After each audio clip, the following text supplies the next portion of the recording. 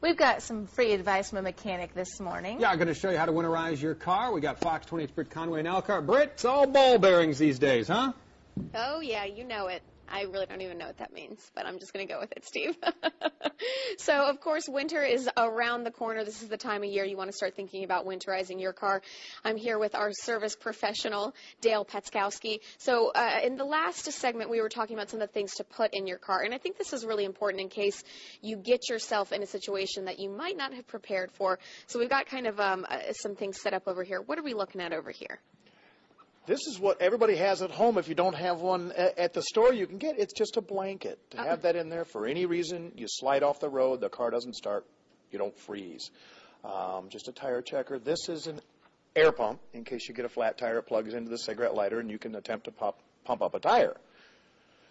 This is just another emergency road kit that has the jumper cables, the emergency triangles. We have emergency flares, a regular set of jumper cables.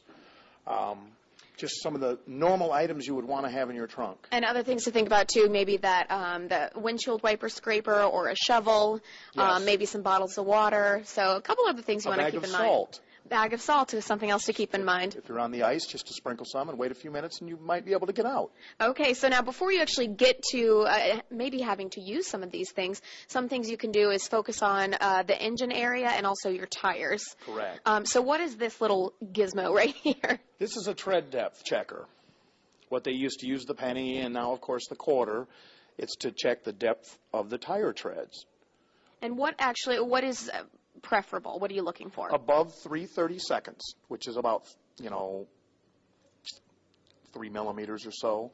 And how you can kind of get in trouble if it's lower than that. What risk do you put yourself at if you're actually below 3/32? Just trying to stay on the road, not even waiting for the snow and the ice. Just even on water, you'll slide all over because you've lost all the tread, all the rain sipes, and there's nothing left of the tire.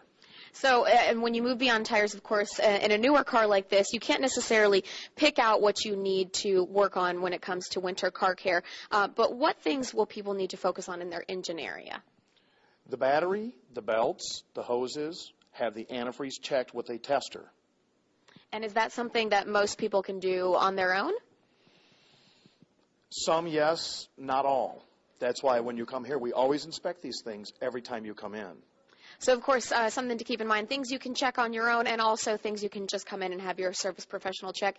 The engine area, the tires, and then also make sure you've got everything in your trunk just in case you get stuck. Yeah, some good tips. Yeah, I miss wrenching on the cars nowadays. It's so hard. You want a belt. You have to pull the engines halfway out. Not like it used to be. Well, I know last time I went and got a belt replaced, it was like a couple $100. Oh, it's expensive. It's the labor. The belt's cheap. It's the labor.